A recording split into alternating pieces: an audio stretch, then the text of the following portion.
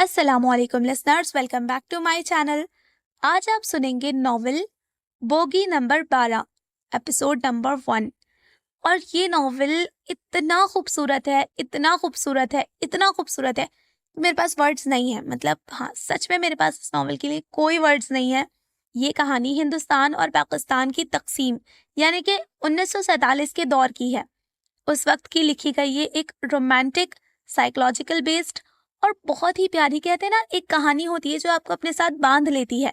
आप पढ़ना शुरू करते हो तो आपका दिल कहता है कि बस थोड़ा सा और पढ़ लें, फिर रखेंगे, फिर रखेंगे।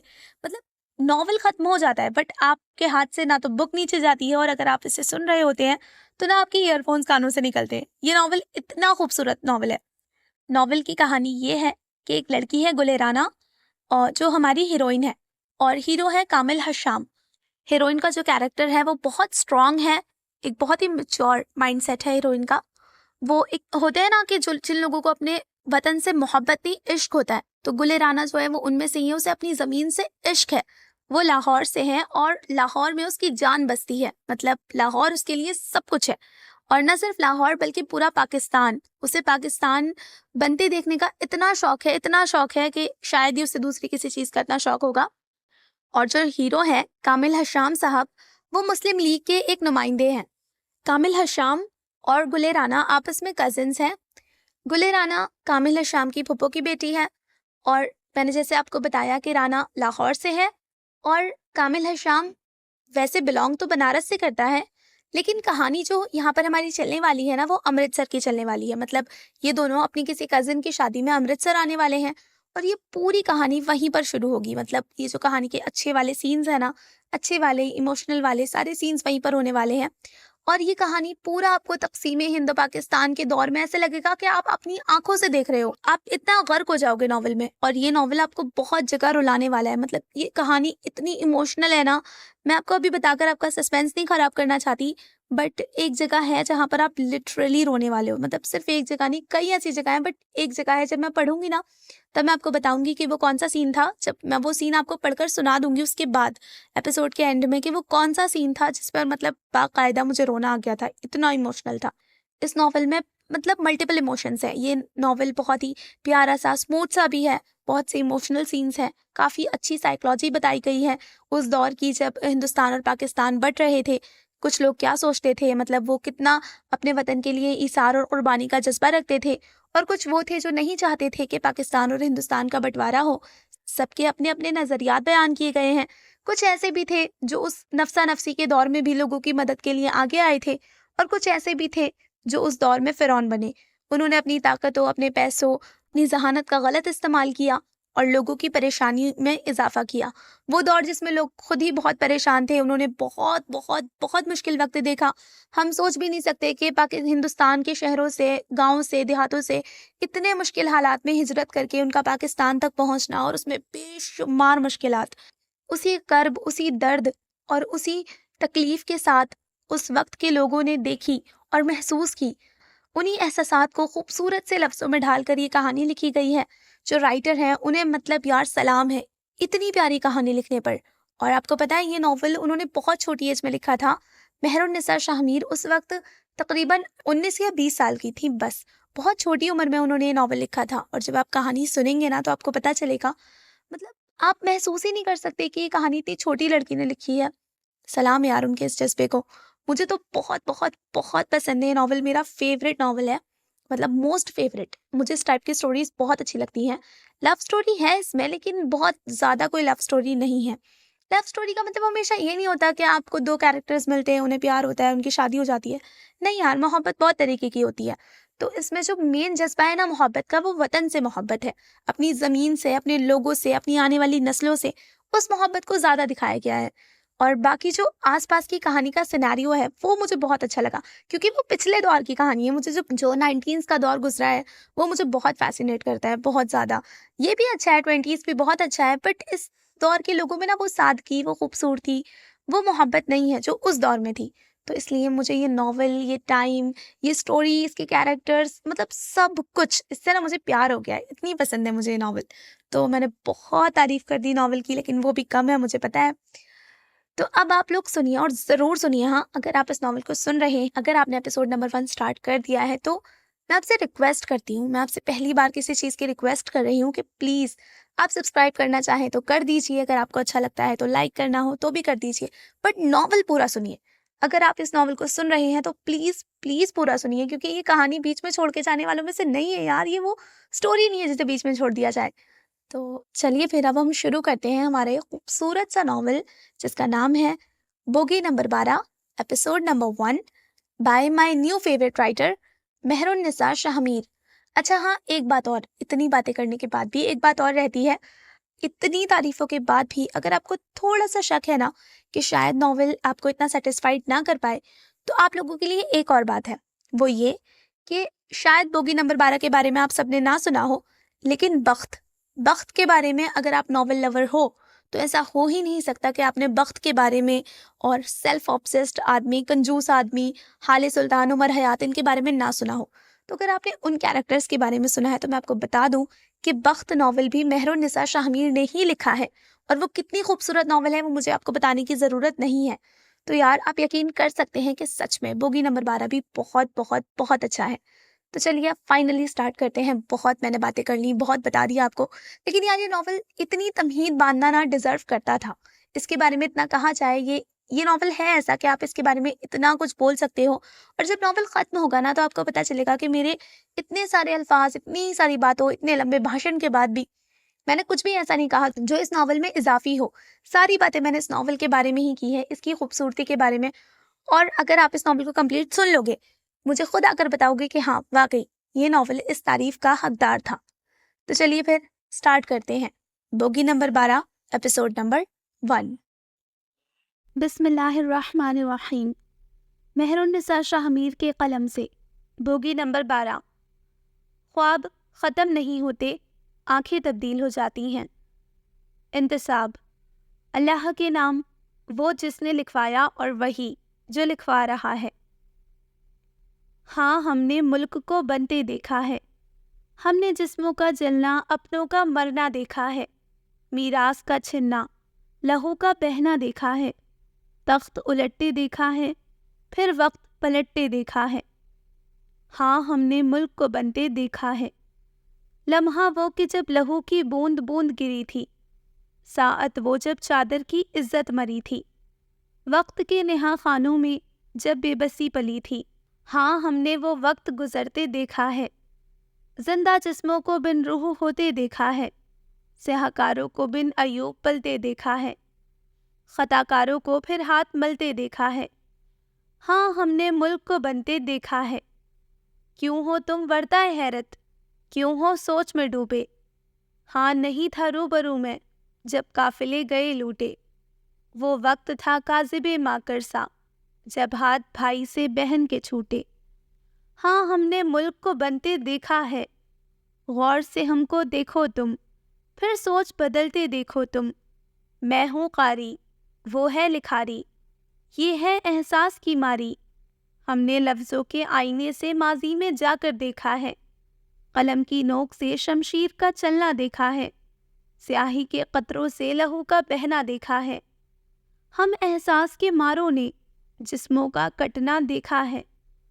اے لٹ چکے قافلوں، اے چھوٹے ہوئے ساتھیوں، اے ماؤں کے راج دلارو، اے بہنوں کے جوان بھائیوں، اے میراث لٹائے عزت فنا کر آئے ہو، اے وطن چھوڑ نئی زمین بسانے آنے والیوں. ہم نے لفظوں سے، داستانوں سے تمہارا کرب پڑھا ہے، پھر درد کو تمہارے سہا ہے، دیوانے کے خواب کو حقیقت میں بدلتے دیکھا ہے. ہاں، ہم نے ملک کو بنتے دیکھا ہے. سن 1947. شہر لاہور. وقت رات کا آخری پہر. لاہور زندہ دلاں لوگوں کا شہر، کھانے، روشنی، ثقافت اور محلوں کا شہر، اونچے محل، عالیشان درباروں کا شہر. شہر کی رونق تو ان دنوں میں ہوتی ہوگی جب بادشاہوں کے دربار لگا کرتے تھے، جب شاہی سواریاں لاہور کے سینے پر بھاری قدم دھرتے ہوئے گزرا کرتی ہوں گی، اور جب محل سے آتی بگی کی شان میں مرد سر جھکا دیتے ہوں گے. جب آدھا لاہور محل کے پکوانوں کی خوشبو کو اپنے اندر سمو لیتا ہوگا۔ کچھ لوگ کہتے تھے کہ یہ کیسا وقت تھا، بلکہ یہ وقت نہیں تھا، یہ خدا کا عذاب تھا۔ ہاں، یہ عذاب ہی تو تھا کہ لاہوری کھانا چھوڑ بٹوارے کی باتیں کرتے تھے، جب گلیوں میں نگاڑے نہیں، ریڈیو کی آواز گونجتی تھی، جب بڑھے بوڑھے مدھم موسیقی چھوڑ بابائے قوم کے پیغام سنا کرتے تھے۔ لاہوریوں کی چمکتی آنکھیں اب آز زدہ تھیں۔ آزادی کی آس، شہر لاہور کی قنیت سے ہندوستان ہٹا کر پاکستان لگنے کی آس۔ وہ وقت بیت چکا تھا جب لاہور کے بازاروں میں چوڑیاں بکتی تھیں۔ یہ وہ وقت تھا جب اسلحے تیار کیے جا رہے تھے۔ کچھ کو لگتا تھا لاہور آسیب زدہ ہو گیا ہے، لیکن مرد مجاہد جانتے تھے کہ لاہور کو چن لیا گیا ہے، قربانیوں کے لیے، ملک کی بقا میں اپنا کردار ادا کرنے کے لیے۔ ہاں، رونقیں ماند ہوئی تھیں، لیکن وقتی طور پر۔ ہاں، کھانے کی خوشبو نے لاہور سے منہ موڑا تھا، لیکن واپسی دعوتوں کے ساتھ ہونی تھی۔ کیا وقت ہوگا وہ، جب دھول سے اٹے چہرے، جب جائیدادیں لٹائے ہوئے لوگ سرزمین لاہور پاکستان میں اپنا قدم دھریں گے، اور ان کی آنکھیں کہتی ہوں گی، تمہیں پاکستان مبارک ہو۔ تب لاہور کی رونق لوٹ آئے گی، تب امرتسر سے آئے مسلمان بھائیوں کے لیے دسترخوان سجیں گے، تب ہندوستان سے آئی اپنی دین شریک بہنوں کے دوپٹوں کی حفاظت کے لیے اسلحہ کام آئے گا۔ ہاں، لاہور کی رونق ایک بار پھر لوٹ آئے گی۔ کہانی ایک چھوٹے کچے گھر سے شروع ہوتی ہے۔ کچی آبادی کے ایک کچے گھر میں صحن چارپائیوں سے بھرا پڑا تھا۔ ایک طرف کو ہوا جھلی ایک قسم کا پنکھا ہوتی ہے، یوں کہ ایک بڑے سے لکڑی کے بانس کو صحن کے بیچوں بیچ لگایا جاتا ہے اور اس کے سرے پر کوئی بڑی سی چادر اٹکائی جاتی ہے۔ جھلی کے بانس کے ساتھ رسی سے گدھے کو باندھا جاتا ہے اور اس کی آنکھوں پر پٹی بندھی ہوتی ہے۔ گدھا صحن کے چکر کاٹے جاتا ہے اور جھلی ہوا کے دوش پر صحن میں سوئے لوگوں کو فرحت بخش ہوا دیتی ہے۔ رات کے کسی بھی پہر اگر گدھا تھک کر رک جاتا ہے اور گھر کے کسی فرد کی نیند کھل جاتی ہے تو ایک پتلی لکڑی گدھے کے جسم پر پڑتی ہے اور یوں وہ ایک بار پھر جھلی چلانے لگتا ہے جو باندھی گئی تھی۔ جس کو چلاتا گدھا یوں سمجھتا تھا کہ وہ ہندوستان کی سیر کو نکلا ہے۔ صبح کی پو پھوٹنے میں ابھی تھوڑا سا سمے تھا۔ صحن کے ایک طرف بنے باورچی خانے میں اس وقت دو عورتیں بیٹھی تھیں۔ ایک کے ہاتھ میں لالٹین تھا اور دوسری چہرہ چولہے کے قریب جھکائے پھونک مار مار کر کوئلے دہکا رہی تھی۔ اسی کوشش میں اس کا تنفس پھول جاتا تھا، لیکن مجال ہے جو ان کمبخت کوئلوں نے آگ پکڑی ہو۔ دفتن لالٹین والی لڑکی نے زور سے لالٹین کو زمین پر رکھا۔ دھپ کی آواز پر اس کے سامنے بیٹھی عورت کو بے اختیار ہول اٹھے تھے۔ مرن جوگیے، تیرے باوا اٹھ جائیں گے۔ ضعیف لڑکھڑاتی آواز میں تنبیہ کی گئی تھی۔ اچھا ہی ہے اٹھ جائے، باوا کو بھی پتہ چل جائے گا۔ صبح امرتسر جانا ہے اور یہاں میں خود کو دھوئیں میں جھونک رہی ہوں۔ یہ آواز پہلی والی سے مختلف تھی، بیزار، اکھڑ، معصوم اور الہڑ۔ دیکھ رانا، مردوں سے مقابلہ کرنے والی عورت کے ہاتھ کچھ نہیں آتا۔ تو مرد کی ایک سن لے وہ تیری 10 سنے گا۔ زمانہ شناس لہجے میں سمجھداری تھی۔ اسی لمحے کوئلوں نے وہ آگ پکڑی کہ چولہا دہک اٹھا۔ آج تک آپ نے بابا کی 10 لاکھ سنی ہے، پھر کیوں وہ آپ کی ایک نہیں سنتے؟ لالٹین اور جلتی آگ میں اس کا چہرہ ہلکا سا واضح ہوا تھا۔ بڑی بڑی سیاہ آنکھیں جن پر گھنی لمبی پلکوں کا سایہ تھا، رنگت سانولی تھی، ناک اٹھی ہوئی، نچلا ہونٹ موٹا اور اوپری اس کی نسبت پتلا تھا، بھرے بھرے گال اور پرکشش نقوش۔ یوں لگتا تھا اس نے لاہور کا سارا حسن چرا لیا ہو۔ تیری زبان آج کل بہت تیز چل رہی ہے، ابھی تو امرتسر گئی نہیں اور ابھی سے یہ تیور۔ انہوں نے اسے گھرکا تھا۔ وہ چولہے پر اب دودھ کی دیگچی رکھ چکی تھی۔ لڑکی کی آنکھیں یکدم چمک اٹھیں۔ اماں، امرتسر کیسا ہے؟ وہاں کے لوگ، کھانا، وہاں کی کوٹھیاں کیسی ہیں؟ لے جھلی، بھلا امرتسر میں نیا کیا ہونا ہے؟ وہی لوگ، وہی کھانے، وہی روایت، رکھ رکھاؤ۔ اللہ کی زمین ہے، جیسی یہاں ویسی وہاں۔ تو بتا، تجھے امرتسر کیوں جانا ہے؟ بوڑھے جھری زدہ چہرے پر مسکراہٹ تھی۔ مٹھی میں چینی بھری تھی جسے وہ دیگچی میں پلٹ رہی تھی۔ لڑکی نے اس کی بات پر چہرے کے نقوش بگاڑ لیے۔ ایسے کیسے؟ جیسی زمین یہاں ویسی وہاں۔ لاہور تو ایک ہے اماں، یہاں کا رکھ رکھاؤ بھی ایک ہے۔ دنیا کا کوئی دوسرا خطہ لاہور نہیں بن سکتا۔ میں تو امرتسر اسی لیے جا رہی ہوں تاکہ جب نوری بڑی ہوگی تو میں اس کو بتا سکوں، لاہور لاہور ہے، امرتسر میں لاہور والی بات نہیں۔ وہ ایک پل کو رکی، سرمئی بالوں والی بوڑھی عورت پر ایک خفا خفا سی نظر ڈالی۔ اور اماں میری بات سن لے، لاہور کی زمین الگ ہے تو امرتسر کی الگ۔ اگر ہم ایک ہوتے تو ملک کا بٹوارا نہ ہو رہا ہوتا۔ جناح کہتے ہیں ہم دو الگ الگ قومیں ہیں، ایک ساتھ ہمارا کوئی مستقبل نہیں۔ وہ بولنے پہ آئی تو بولتی ہی چلی گئی۔ بوڑھی عورت نے ٹھنڈی آہ بھری اور ابلتا دودھ آدھا پیتل کے گلاس میں اونڈیلنے لگی اور باقی دودھ میں پتی ڈالنے لگی۔ یہ جناح گاندھی اپنی راہ ہو لیں گے اور نقصان ہمارا ہوے گا۔ کون سی دو قوم، کون سے مختلف نظریے، ساری زندگی انہی لوگوں کے ساتھ رہے ہیں۔ چھٹی کے کپڑے ان لوگوں کے تحفے تھے اور اب کفن خریدیں گے پاکستانی۔ وہ سخت نالا نظر آ رہی تھی۔ سیاہ آنکھوں والی لڑکی نے تعصب سے اپنی ماں کو دیکھا۔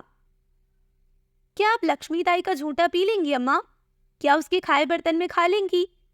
اس کی اترن پہن لیں گی یا مندر سے آیا پرساد منہ میں رکھ لیں گی؟ اماں کو گویا ہول اٹھے تھے، بے اختیار کانوں کو ہاتھ لگایا۔ توبہ توبہ رانا، اللہ تجھے سمجھے، بھلا لکشمی کا جھوٹا کیوں کر پی سکوں گی میں؟ اس کی اترن، اللہ معافی دے مجھے، جانے کتنی بار اس کی ساڑی نے مندر کے فرش کو بوسہ دیا ہوگا۔ میں زہر کھا لوں لیکن مندر کا پرساد نہیں کھا سکتی، اللہ معافی۔ وہ ہنوز کانوں کو ہاتھ لگا رہی تھی۔ گلے رانا مسکرائی۔ جس قوم کے ساتھ برتن کپڑے کھانا نہیں بانٹ سکتے، ان کے ساتھ نسلیں اور زمین کیسے بانٹ لے اماں؟ نہ وہ پلید ہے نہ ہم پاک، بس ہمارے منہ میں کلمہ ہے اور ان کے منہ میں رام۔ فرق کیا ہوا بھلا؟ اماں نے تھوڑی پہ انگلی جما کر سوال کیا۔ فرق یہ ہوا کہ جن قوموں کا مستقبل ساتھ نہیں، ان کا حال بھی ساتھ نہیں۔ بٹوارا اماں، بٹوارا، لاہور کی کنیت میں پاکستان کا نام۔ وہ جوش اور جذبے سے بولی تو اماں سوچ میں پڑ گئیں۔ چولہے پر رکھی چائے ابلتی رہی تھی۔ دہلی، برے صغیر کا دل اور کئی ہزار گزر چکے بادشاہوں کی محل گاہ۔ وہ دہلی جس نے نہ جانے کس کس کے سیاہ اعمال اپنے دل میں چھپا رکھے تھے، جس کے سینے پر ظلم و بربریت کی داستانیں رقم کی گئیں، اور وہی دہلی جہاں سخاوت کے در کھلے۔ دہلی کو ایک شہر کہنا غلط ہوگا، یہ تو ایک دنیا ہے، ڈھیروں ثقافیوں کا مرکز، کئی روایات کا امین، تاریخ کو اپنی آنکھوں کے سامنے بنتا اور زوال کو اپنی آنکھوں کے سامنے پنپتا دیکھنے والا دہلی۔ ان دنوں دہلی اداس رہا کرتا تھا، اسے غم تھا، ہاں اسے غم تھا اس بٹوارے کا۔ وہ اپنے لوگوں کو یہاں سے کسی پاکستان نامی سرزمین پر نہیں جانے دینا چاہتا تھا۔ دہلی اپنے پر رونق بازاروں کی رونق کو ختم ہوتے دیکھ رہا تھا۔ دہلی اپنے اندر بسی ثقافتوں کے زوال پر افسردہ تھا۔ کیا دہلی واقعی افسردہ تھا یا اپنے سینے پر پنپتی سازشوں سے دہلی بھی مکر کرنا سیکھ چکا تھا؟ قدیم عمارات، بازاروں کی رونق، کھانوں کی خوشبو اور دہلی کی عظمت کا ذکر چھوڑ کر کہانی کی طرف بڑھو تو ایک بوڑھی عمارت کہانی کا مرکز بننے کو بےتاب ہے۔ گول چکر دار زینے پار کرتے اوپری منزل پر قدم دھرو تو لکڑی کے دروازے والے ایک بڑے سے ہال میں اس وقت کئی لوگ جمع تھے۔ لمبی میز کمرے کے وسط میں رکھی تھی، جس کے اطراف میں مسلم لیگ کے نمائندان، مسلم لیگ کے جری لیڈرز بیٹھے تھے، سفید کرتے، سیاہ واسکٹ اور مخملی ٹوپیاں سر پر رکھے۔ سیاستدان کم، مرد مجاہد زیادہ۔ ایسا ہی ایک جوان پورے قد کے ساتھ کھڑا تھا، وہیں جہاں میز ختم ہوتی تھی اس کے چہرے پر جوش بھرا تھا۔ اور میں کامل ہشام آپ سب کو یقین دلاتا ہوں کہ بس انہی چند ماہ کے دوران ہم سب ایک نئی سرزمین پر قدم رکھیں گے، وہ جو نئی ہو کر بھی اپنی ہوگی۔ مسلم لیگ کا لیڈر ہونے کے ناطے میرا فرض ہے کہ میں دہلی کے، بنارس کے، ممبئی کے اور سارے ہندوستان کے مسلمانوں کا سوچوں۔ اس کی آواز بھاری تھی، لہجے میں جوش تھا اور عزم تھا۔ لوگ اسے سن رہے تھے، لیکن ان کے چہروں پر جوش نمودار نہیں ہوتا تھا، ان کے چہروں پر غیر آرام دہ تاثرات تھے۔ 6 ماہ پہلے ہونے والے ہندو مسلم دنگوں میں مسلمانوں کی ایک کثیر تعداد نے جانوں سے ہاتھ دھویا، مال گوایا اور بے گھر ہوئے۔ اس نے سانس لینے کا وقفہ لیا۔ لکڑی کے نقش و نگار والی کھڑکی سے دہلی کی دھوپ اندر آتی تھی، لیکن اس کی پشت سے ٹکرا کر واپس پلٹ جاتی۔ میں آپ سے صرف اور صرف اتنا چاہتا ہوں، بلکہ مجھے یہاں یہ کہنے کے لیے بھیجا گیا ہے کہ ان بے گھر ہوئے مسلمانوں کی ہم داد رسی کریں۔ اس وقت یہاں ہم سب مسلم لیگ کے وہ لیڈرز ہیں جن کے پاس کوٹھیاں ہیں، جائیدادیں ہیں اور روپیہ پیسہ ہے۔ کیوں نہ ہم اس پیسے سے اپنے بھائیوں کی مدد کریں؟ کیا خیال ہے لیگ کے رہنماؤں کا؟ دفتر میں گونجتی اس کی بھاری آواز خاموش ہوئی۔ اب اس کی نظریں بولتی تھی۔ وہ جواب طلب نگاہوں سے سفید لباس والے لیگیوں کو دیکھ رہا تھا جب ایک صاحب کھنکارے، کامل حشام صاحب، دنگوں کے وقت آپ کہاں پر تھے؟ سلطان نواز تھوڑی تلے ہتیلی جمائے سکون سے پوچھ رہے تھے۔ کامل کے چہرے پر سایہ سا لہرایا۔ جس وقت دہلی کے، ممبئی کے، لکھنؤ کے اور سارے ہندوستان کے مسلمان دنگوں کی زد میں تھے، اس وقت آپ بنارس کے اس محلے میں تھے جہاں 150 گھر ہندوؤں کے اور ایک گھر جناب کامل حشام صاحب کا ہے۔ یہ وار زہر بھرا تھا۔ کامل کا چہرہ سبز پڑنے لگا۔ وہ یہاں اس لیے نہیں آیا تھا۔ ہم ان دنگوں میں تھے کامل صاحب، اب کے متین خان بولے تھے۔ ہم نے لاٹھیاں کھائیں، ہم پہ بندوقیں چلی، ہمارے منہ پر جوتے مارے گئے، ہمارا جسم لہو لہان ہوا، لیکن ہم تھے۔ انہوں نے اپنے لفظوں پر زور دیا تھا۔ ہم بنارس کے کسی بوسیدہ محلے میں تلسی کی پوجا کرتی ہندوؤں کی آواز نہیں سن رہے تھے۔ ہم مندر سے آیا پرساد نہیں کھا رہے تھے۔ وہ آپ تھے، ہندوؤں کے محلے سے اٹھ کر آئے ہوئے۔ اب آپ ہمیں بتائیں گے کہ ہمارے مسلمان بھائیوں کے لیے ہمیں کیا کرنا ہے؟ ان کا لہجہ تضحیک آمیز تھا۔ کامل کو سانس لینے میں دشواری ہونے لگی۔ میری کوٹھی میں اس وقت 1,500 مسلمان پناہ گزیر ہیں۔ بولنے والے اب کے اسد امین تھے۔ ہم جانتے ہیں حق کا کلمہ پڑھتے لوگوں کا دکھ۔ اب آپ بتائیں گے کہ مہاجرین کو پناہ دینے کی افادیت کیا ہے؟ وہ جن کی اپنی کوٹھی میں اس وقت کئی برہمن منہ لپیٹے پڑے ہیں۔ کامل کی ٹانگیں کھڑے کھڑے سن ہونے لگی، زبان تالو سے چپک گئی تھی۔ ہم آپ کی بات مان لینے کو تیار ہیں کامل صاحب، بس ہمیں یہ بتا دیجئے کہ دنگے کے روز آپ بنارس میں کیا کر رہے تھے؟ میں اپنی امی سے ملنے گیا تھا۔ آواز ہلکی تھی۔ تقسیم کا اعلان آج ہوا کہ کل؟ اور آپ کی امی جان اب تک پنڈتوں کے محلے میں قیام فرما ہے۔ پوچھ سکتے ہیں کہ کیوں؟ کامل سے کوئی جواب نہ بن پایا۔ دھوپ اب اس کے بدن کو جھلسا رہی تھی۔ چلیے، ہمیں آپ کی ہر بات منظور ہے۔ ہماری حویلی، جائیداد، وراثت سب مسلم لیگ پر قربان۔ اور ان کی آنکھیں کہتی تھیں کہ وہ سچ کہتے ہیں۔ آپ بتائیے کامل، بنارس والی کوٹھی میں 150 ہندو کیوں پناہ لیے ہوئے ہیں؟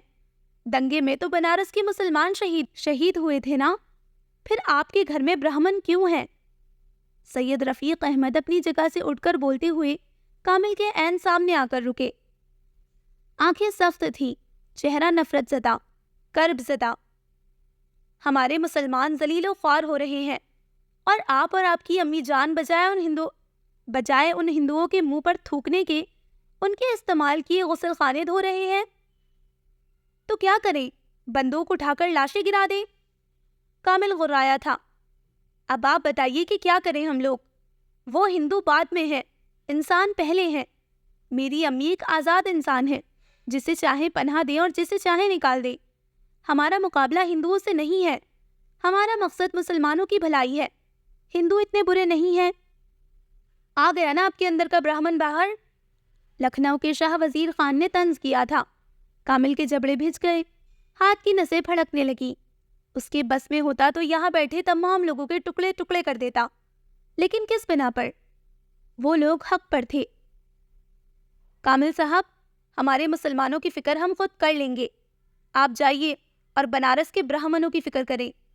اور اس کے بعد کامل نے تمام کرسی نشین کو ایک ایک کر کے اٹھتے اور اس کمرے سے باہر جاتے دیکھا۔ وہ تہی دامہ تھا۔ دہلی کی سازشوں نے اس کے اپنوں کو اس سے بدزن کر دیا تھا۔ کمبخت دہلی، خون سفید کر دیتا ہے، تعلق مار دیتا ہے اور دلوں میں فاصلے لے آتا ہے۔ اس نے ہمیشہ سے یہی تو کیا ہے، سلطانوں کو بھائیوں کے ہاتھوں مروا دیا، جائیدادوں کے پیچھے باپ بیٹے لڑوا دیے اور عورتوں کے عشق میں جنگیں کروا دیں۔ لیکن دہلی وہ بھی ہے جس نے لاکھوں لوگوں کو علم کی دولت دی، بغیر کسی فرقے کی تفریق کے لوگوں کی سروں کو چھاؤں بخشی۔ انسان اپنی سازش کا ٹوکرا کب تک ایک شہر کے سر پر سجاتے رہیں گے؟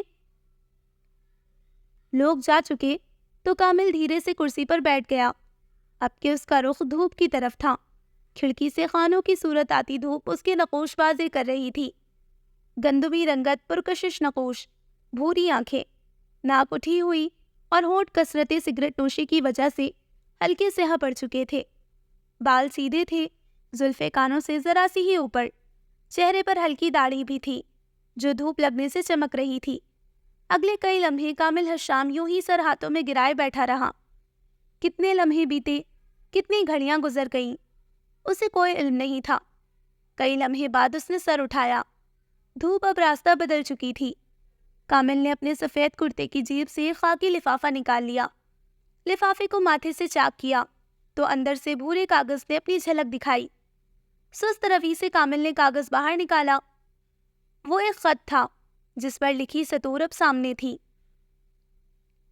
سلام پیارے کامل، بنارس کی کوٹھی میں بیٹھ کر دہلی کے دفاتر میں خوار ہوتے اپنے بیٹے کی خیریت دریافت کرتی ہوں۔ 2 مہینے ہو گئے، دنگے ختم ہو گئے، اب تو لوگوں کے زخم بھی بھر گئے اور تمہوں کے پلٹ کر خبر بھی نہ لی۔ مسلم لیگ نے میرے بیٹے کو مجھ سے دور کر دیا۔ شکایات اتنی ہے کہ قلم ٹوٹ جائے اور سیاہی خشک ہو جائے۔ خیر میں اس وقت شکایات نہیں کرنا چاہتی، ایک عرض بلکہ ایک حکم ہے۔ 1 جولائی کو تمہاری چچزاد بہن کا نکاح ہے۔ میں آج امرتسر کے لیے نکل رہی ہوں۔ تمہاری پھپھو فرحانہ جبین لاہور سے اپنی 2 بیٹیوں کے ساتھ امرتسر آ رہی ہیں۔ ہاں تم صحیح سمجھے، تم انہیں ریل گاڑی کے اڈے سے لینے جاؤ گے۔ جس دن تم دہلی سے امرتسر پہنچو گی اسی دن تمہاری پھپھو لاہور سے امرتسر پہنچ جائیں گی۔ میری نند 10 سال کے بعد مجھ سے ملنے آ رہی ہے۔ کامل، کسی قسم کی کوتاہی نہ ہو۔ پھپھو کی تصاویر ارسال کر چکی ہوں، ریل گاڑی کی تفصیلات بھی خط کے اختتام میں موجود ہیں۔ جلد آنا بیٹے۔ ایک بار پھر یہ عرض نہیں، حکم ہے۔ خدا حافظ۔ کامل کی آنکھیں اب بے تحاشا جلنے لگی تھیں۔ جماعت کے جھمیلے کیا کم تھے جو اب یہ الگ عذاب گلے پڑ گیا تھا، لیکن کچھ تھا اس کے چہرے پر، بے بسی بھرا، یوں جیسے اپنی ماں کو انکار کرنا اس کے لیے دنیا کا سب سے مشکل کام ہو۔ گہری سانس ہوا کے سپرد کرتے وہ اٹھ کھڑا ہوا، چاک ہوئے لفافے سے ایک مڑی تڑی بوسیدہ سی تصویر برآمد کی۔ تصویر کے عقب میں کچھ تفصیلات درج تھی۔ ایک عورت، دماغ 2 بچیاں، ہاتھ میں نیلا ٹرنک، جعفر ایکسپریس، بوگی نمبر 12۔ آج ریل گاڑی امرتسر کو جانے والے راستے پر روانہ تھی۔ بوگی نمبر 12 میں اس وقت 8 لوگ موجود تھے۔ گلے رانا، فرحانہ اماں اور نوری، رانا کی چھوٹی بہن، اور باقی عورتیں غیر شناسا تھیں۔ دوپہر سر پر تھی، کئی لوگ اونگ رہے تھے تو کئی کی آنکھیں بند تھیں، دماغ تاریک، اور کئی اس وقت اپنے اپنے کھانے کے ڈبے نکالے پیٹ کا دوزخ بھرنے میں مصروف تھے۔ انہی لوگوں میں گلے رانا بھی تھی، سیاہ برقعے میں ملبوس، چہرہ کھولے وہ اپنی بڑی بڑی آنکھوں میں خوف کے لیے اماں کو دیکھ رہی تھی۔ کیا ہوتا اگر آج آپ نے گوشت پکا لیا ہوتا؟ لیکن نہیں، ان ہری بھری بھنڈیوں کا عذاب ہمارے سر سے کہاں اترے گا؟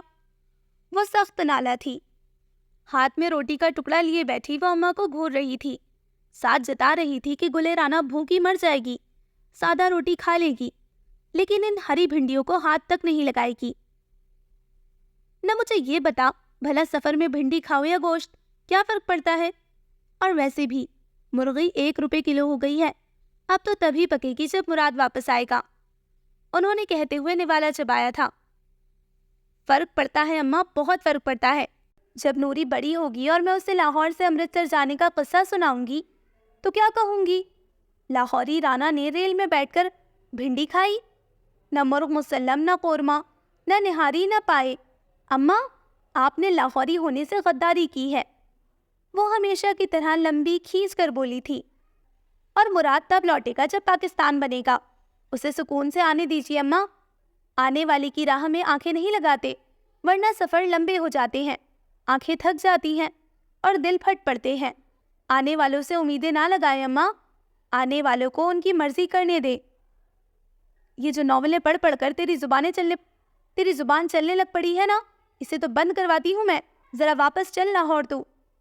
اماں نے اسے گھرکا تھا۔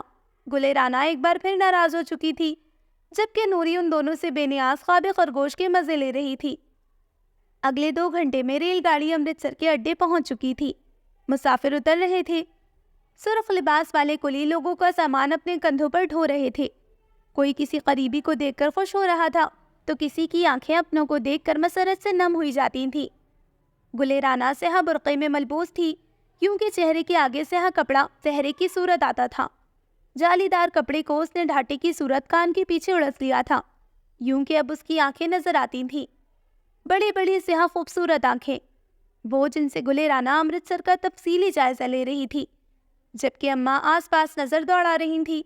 کامل انہیں لینے آیا ہوگا، مگر ہے کہاں پر؟ بھانت بھانت کی بولیاں، لوگوں کا بے پناہ رش اور کہیں دور سے آتی بھولی بسری کھانے کی خوشبو لاہوریوں کے اعصاب پر بھاری پڑ رہی تھی۔ یہاں سے ذرا سے فاصلے پر کامل ہاتھ میں ایک سفید سیاہ تصویر لیے لوگوں کے چہرے دیکھتا، شناسا چہرے تلاش کر رہا تھا۔ اسی لمحے اس کی نظر بوگی نمبر 12 کے داخلی دروازے سے نکل کر آتی گل رانا پر پڑی۔ وہ ہر آتے جاتے کو غور سے دیکھ رہی تھی، ساتھ ساتھ اپنی ماں سے کچھ کہہ بھی رہی تھی۔ یہاں سے اس کی آواز نہیں آتی تھی، لیکن اسے دیکھ کر یوں لگتا تھا کہ وہ غصے میں ہے۔ اماں، آپ کو چاہیے تھا کہ پتہ پوچھ لیتی، اب دیکھیں بھلا کیسے منہ کھولے کھڑے ہیں ہم لوگ۔ اب نوری کو کیا کہانی سناؤں گی؟ یہ کہ امرتسر کے ریل اڈے پر 1.25 گھنٹہ انتظار کیا تھا۔ ہاں رانا دیکھ، میرا دماغ خراب مت کر، کامل بڑا اچھا اور سلجھا ہوا بچہ ہے، اس کی اماں نے کہا ہے وہ ہمیں باحفاظت لے آئے گا، وعدہ کیا ہے میری بھابھی نے، نباہ کرے گی۔ اماں کا لہجہ مدبرانہ تھا۔ اماں، یہ امرتسر والے بس باتیں کرتے ہیں، وعدے نبھانا ان کے بس کی بات نہیں ہوتی۔ امرتسر والوں کا تو نہیں پتا، لیکن بنارس والے اپنی زبان سے نہیں پھرتے۔ اپنی دائیں طرف سے آتی آواز پر گل رانا جامد ہو گئی۔ اماں نے اسے تادیبی نظروں سے دیکھا اور آگے بڑھ کر کامل کے سر پر شفقت سے ہاتھ رکھا۔ کامل ہنوز گل رانا کو دیکھ رہا تھا، یک ٹک پل کے جھپکے بغیر، جبکہ رانا کو وہ جگہ نہ ملتی تھی جہاں وہ منہ چھپا لے۔ پھپھو سے آداب اور سفر کے احوال کے بعد وہ سفید کرتے والا مرد گل رانا کی جانب بڑھا، سنجیدگی سے اسے دیکھا، پھیل کر اس کے سامنے کھڑا ہوا اور وعلیکم السلام بڑی سنجیدگی سے کہا۔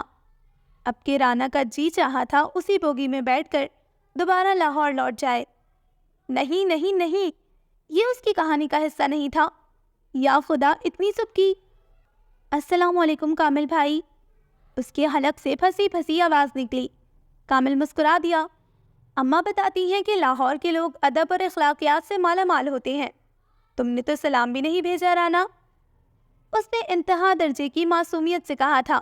رانا شرمندہ سی کھڑی رہ گئی، اور پھر کامل نے انہیں ہاتھ کے اشارے سے آگے چلنے کو کہا۔ مرتے کیا نہ کرتے کہ مصداق رانا اس کے پیچھے پیچھے چلنے لگی۔ کامل نے انہیں ڈبیا جیسی چھوٹی، پچھلے ماہ ہی ابا کی زمین کے بیانے سے خرید کر لائی گئی گاڑی میں پچھلی نشست پر بٹھایا اور خود آگے آ کر بیٹھ گیا۔ نیلا ٹرنک رانا کے پیروں کے قریب رکھا تھا۔ گاڑی امرتسر کی سڑکوں پر روا دوا تھی۔ گل رانا کو اعتراف کرنا پڑا کہ اسے اپنی کہانی میں چند مناظر گھٹانے ہوں گے۔ ہاں، وہی چند جن میں کامل کے سامنے اس کی سبکی ہوئی تھی۔ امرتسر مختلف ثقافتوں کا گھر ہے۔ سکھوں کے لیے اس شہر کی بڑی اہمیت ہے، تو مسلمانوں نے یہاں کئی برس گزارے ہیں۔ فن تعمیر کا اعلیٰ ذوق لیے ہندوستان کا یہ قدیم شہر ان دنوں قتل و غارت سازشوں کا مرکز بن کر رہ گیا تھا۔ بھائی چارہ ختم ہو چکا تھا، اب جو بچا تھا مقابلے بازی اور انا کے وار تھے۔ کون جیتا کون ہارا فیصلہ مشکل تھا۔ گاڑی امرتسر کی سڑکوں پر ہچکولے کھا رہی تھی۔ رانا کی عقابی نظریں ایک ایک دکان، ایک ایک ٹھیلا، ایک ایک آدمی عورت سب کو جانچ رہی تھی۔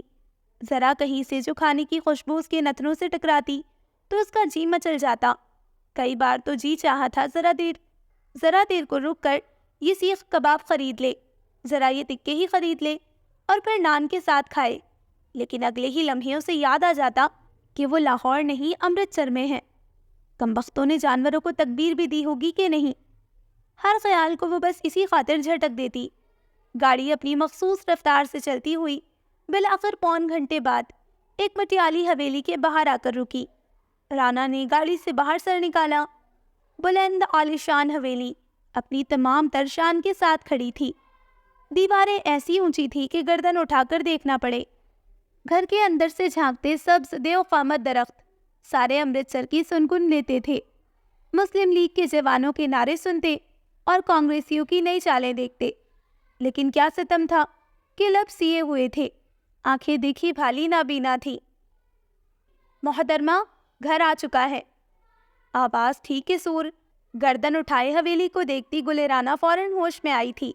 نقاب درست کرتی وہ گاڑی سے باہر نکل آئی۔ ست شکر دروازہ کامل نے کھول دیا تھا، ورنہ ایک بار پھر سبکی اٹھانی پڑتی۔ نیلا ٹرنک اب ملازم کے سر پر تھا۔ اماں آگے بڑھ رہی تھی، نوری اور گلرانا دھیرے دھیرے قدم اٹھا رہی تھی۔ رانا تو خیر ایک ایک شے پر اپنا گہرا مشاہدہ کر رہی تھی۔ کہانی کار تھی وہ۔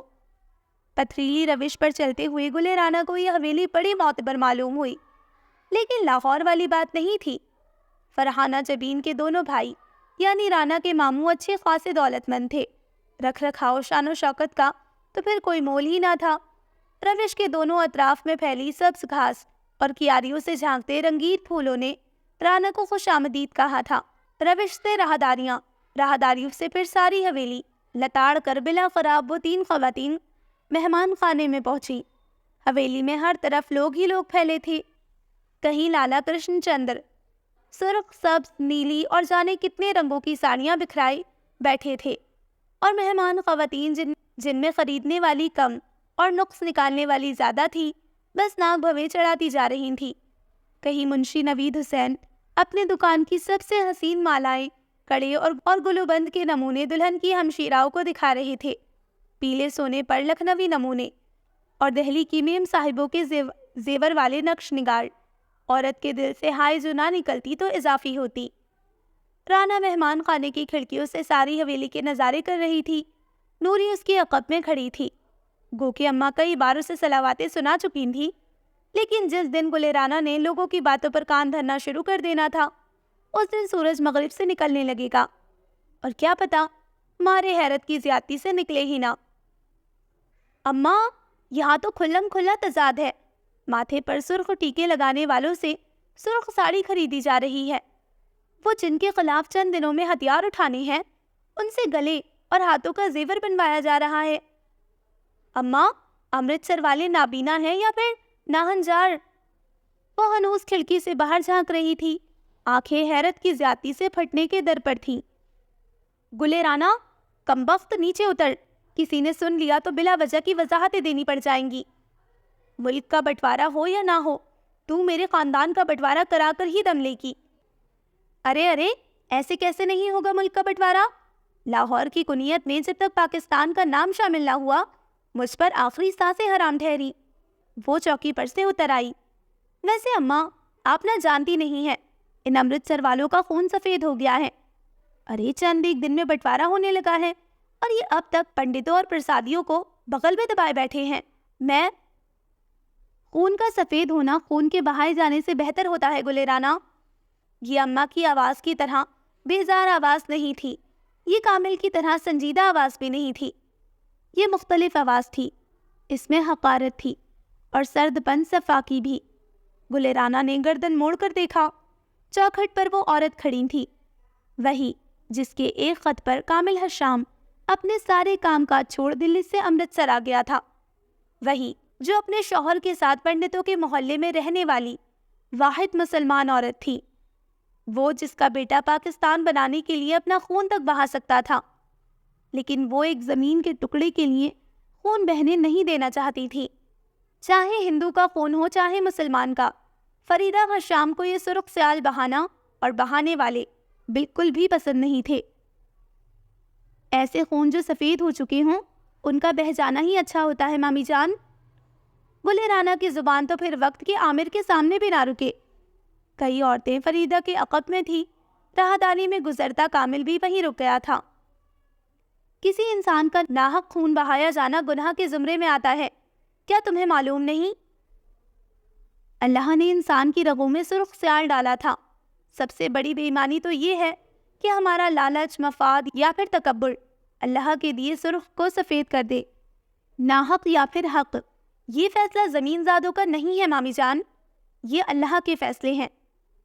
وہ آنکھیں ان کی آنکھوں میں ڈالے دیدہ دلیری سے کہہ رہی تھی، بٹوارے کے نام پر لوگوں کی جانیں، مال اور عزتیں لوٹ لینا، ان کے اعمال کا فیصلہ یہی ہوتا ہے رانا، زمین پر، زمین زادوں کے ہاتھوں۔ بٹوارے ہمیشہ بربادی ساتھ لے کر آتے ہیں۔ کامل، اماں، نوری اور خاندان کی آتی جاتی عورتیں بالکل ٹھہر کر ساکن سی ان دونوں کو بولتے سن رہی تھیں۔ صحیح کہا، بٹوارے بربادی لاتے ہیں، لیکن وقتی، اس کے بعد ایک سکون آتا ہے، لمبا ٹھہراؤ، وہاں جہاں آپ کی عزت نہ ہو، جہاں آپ کو حقوق برابر نہ ملتے ہوں، جہاں آپ کو ایک غیر قوم سمجھا جاتا ہو، کیا بہتر نہیں کہ وہاں سے کوچ کیا جائے؟ اور کیا ہو کہ بٹوارہ سکون نہ لا سکے، ٹھہراؤ مقدر نہ بن سکے، اور کیا ہو کہ ایک الگ وطن، ایک الگ خطہ بھی سکون کی ضمانت نہ بن سکے؟ پھر بیٹھ کر بخت کو کوسیں گے، پھر لیٹ کے زخم کو ریدیں گے، البتہ پچھتاووں کے نام پھر آپ کا جسم سبز نہیں کر سکیں گے۔ سیاہ آنکھوں والی لڑکی کے پاس ہر بات کا جواب موجود تھا۔ رانا بس کر، اماں نے اس کا بازو دبایا، وہ رانا ہی کیا جو اثر لے لے۔ وہ جن لوگوں کے ساتھ صدیاں گزار دیں، اچانک انہی سے بٹوارہ کچھ عجیب نہیں لگتا؟ جب ان کے ساتھ صدیاں گزار دی، کیا اگلی چند صدیاں نہیں گزر سکتی؟ اب کہ رانا ٹھہر گئی، چوکھٹ پر کھڑے کامل نے اس کا چہرہ غور سے دیکھا۔ اماں آنکھوں میں تنبیہ لیے اسے دیکھ رہی تھی۔ گھڑیال کی ٹک ٹک، اماں اور کامل کی نظریں، کھڑکی سے آتی دھوپ اور چند گھر میں بطور مہمان عورتوں کی نظریں، ان سب کے درمیان گلے رانا مسکرائی تھی۔ جب ایک آدمی درخت لگاتا ہے نا، تب اسے معلوم ہوتا ہے کہ یہ درخت اس کی زندگی کے چند سال ہی اسے پھل دے گا، میوہ چھاؤں دے گا، لیکن کچھ عرصے بعد آدمی مر جائے گا، درخت یوں ہی تر و تازہ رہے گا، پھر اس کی سالوں کی ریاضت کا کیا فائدہ؟ رانا نے ایک اچٹتی سی نظر کامل پر ڈالی۔ درخت نسلوں کے لیے لگائے جاتے ہیں، چھاؤں، میوہ، پھل، یہ سب اگلی نسل، اس سے اگلی نسل کے لیے ہوتا ہے۔ بڑے بوڑھوں کو قربانیوں کی عادت ہوتی ہے، قربانی ان کا فرض ہوتی ہے۔ انہوں نے چھاؤں کے بغیر زندگی گزار دی، کیا اپنے بچوں کے لیے بھی یہی دھوپ چن لیں؟ اچانک کچھ بھی نہیں ہوتا، ایک سالوں سے بھڑکائی گئی آگ ہوتی ہے جو آتش فشاں بنتی ہے مامی جان۔ فریدہ ہرشان کی آنکھوں میں سرخی اتر آئی تھی، کامل کے چہرے پر اب کے شانتی تھی، اور اماں شرمسار سی کھڑی تھی، جبکہ نوری بے تاثر چہرے کے ساتھ ہر بات پر غور کر رہی تھی۔ آپ کہتی ہیں ان لوگوں کے ساتھ صدیاں گزر سکتی ہیں، جن کے ساتھ عقائد، کھانا، خوشی اور غم نہیں بانٹا جا سکتا، ان کے ساتھ ملک بانٹ لیں۔ صدیاں لاشعور میں گزری تو کیا اگلی صدیاں بھی اسی طرح گزار دیں؟ تو تم کیا چاہتی ہو رانا، کہ خون بہے؟ ان کے لہجے میں طنز تھا۔ اگر اس خون کے بہنے سے اگلی چند نسلوں کے خون بچ سکتے ہیں تو 1000 بار بہے۔ تم چاہتی ہو اپنی جائیداد، اپنے مال، اپنی عزتوں سے ہاتھ گوا دے؟ اگر چند گنے چنے لوگوں کی جانیں اگلی کئی نسلوں کی عزت، عقائد، مال اور جائیدادیں بچا سکتی ہیں تو ایسی میراث 1000 دفعہ قربان۔ ترکی بترکی جواب دیتی وہ لوگوں کو حیرت میں ڈال رہی تھی۔ اور یہ گنے چنے لوگ قربانی کیوں دے، وہ بھی اگلی نسلوں کے لیے؟ اب کے رانا کی آنکھوں کی چمک مان پڑی، وہ چند پل خاموش رہی، پھر جب بولی تو آواز مستحکم تھی۔ آزادی قربانی مانگتی ہے۔ غزوہ بدر میں لڑنے والے 313 سپاہی اس لیے لڑے تھے کیونکہ وہ جانتے تھے ان کی قربانی، ان کا ایثار، ان کا ایمان ایک وقت میں انہیں 300 لاکھ بنا دے گا۔ قربانی دینے والے اللہ کی نظر میں معتبر ہوتے ہیں۔ یہ عقائد، نظریے اور دین بچانے کی جنگ ہے۔ اس میں کیوں، کب، کہاں نہیں آتا، یہاں بس نعرہ تکبیر لگتا ہے اور قربانیاں دے دی جاتی ہیں۔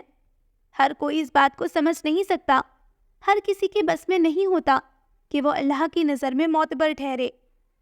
رانا خاموش ہوئی تو گویا امرتسر نے چپ کی چادر اوڑھ لی۔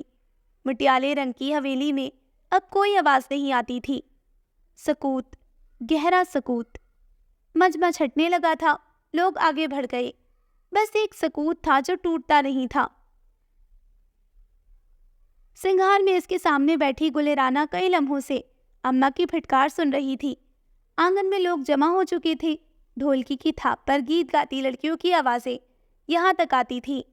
رانا کے ہاتھوں میں تالیاں بجانے کو کھجلی ہو رہی تھی، بس ایک بار جو اماں چپ کر جائے۔ رانا، تو کیوں ایسی حرکتیں کرتی ہے؟ جن لڑکیوں کی زبان لمبی ہو ان کے رشتے نہیں آتے۔ آدھے خاندان نے آج تیری زبان کے جوہر سنے ہیں۔ وہ سیاہ لباس میں ملبوس تھی، بنارسی سیاہ جوڑا، جس کے دوپٹے پر زردوسی کا کام ہو رکھا تھا۔ گلے پر ٹانکے سفید موتی رانا کی مرہون منت تھے۔ وہ اب کاجل کی تیلی آنکھوں سے گزار رہی تھی۔ میں نے سوچا تھا لاہور والے سارے رشتہ دار قسمہ پرسی کی زندگی گزار رہے ہیں، کم از کم ان امرتسر والوں کے پاس اچھا خاصا روپیہ پیسہ ہے، اسی لیے تیرا رشتہ یہیں کر دوں گی۔ میرے جانے کے بعد راج کرے گی تو رانا، لیکن تیری زبان کو کون سمجھے؟ اس نے سیاہ کھلے بالوں کو کندھے پر ڈالا اور سنگھار میز پر رکھا سترنگی پراندہ ہاتھوں میں لیا، اور اب وہ اسے بالوں میں گوندھ رہی تھی۔ بھرے بھرے گالوں پر ہلکا سا غضب بھی لگا رکھا تھا۔ دیکھ رانا، میں یہاں سے جاتے ہی تیری ساری کتابیں جلا دوں گی، پاکستان بنے یا نہ بنے، لیکن اگر تیری زبان اسی طرح چلتی رہی تو میرا آدھا خاندان جلا دے گی۔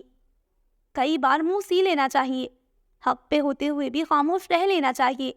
یہ بزدلی نہیں، یہ مصلحت ہوتی ہے۔ وہ اب اٹھ کھڑی ہوئی تھی، پیروں میں کولہاپوری چپل ڈالے، پراندہ کندھے پر ڈالا اور دوپٹہ سر پر اچھے سے جمایا۔ کانوں میں چاندی کی بالیاں چمک رہی تھی۔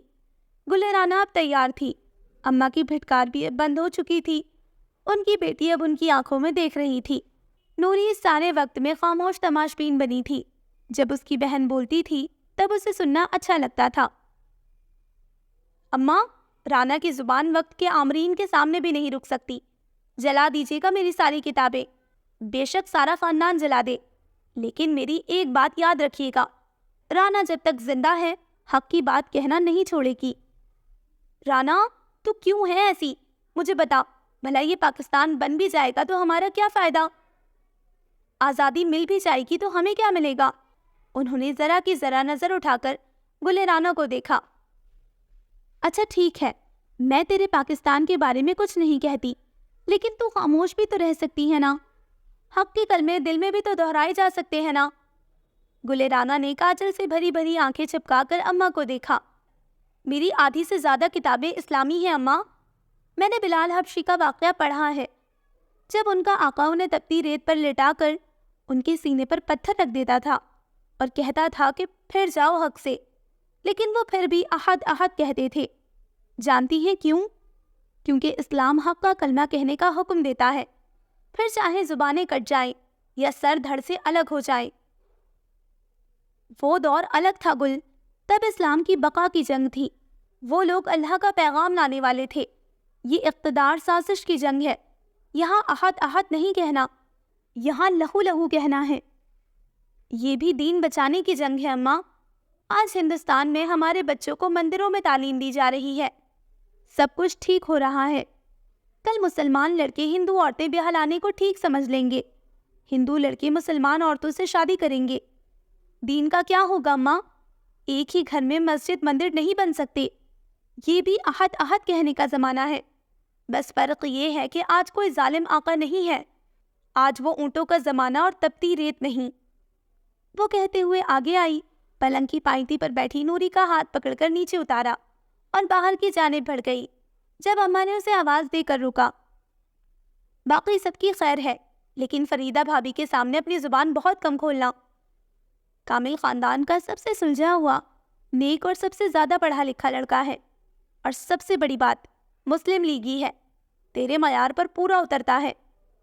چوکھٹ پر کھڑی گل رانا کئی لمحے سانس نہ لے سکی۔ وہ اماں کی بات نہیں تھی، وہ سامنے کھڑا کامل تھا، جو کاغذات کے پلندے ہاتھ میں لیے ہوئے تھا اور پھولوں کی لڑیاں لگاتے لڑکے کو ہدایات دے رہا تھا۔ ایک لمحہ، بس ایک لمحہ تھا، اور گلیرانہ کی نظر کامل حشام کے لیے بدل گئی تھی۔ کیا ایک لمحہ کافی نہیں ہوتا؟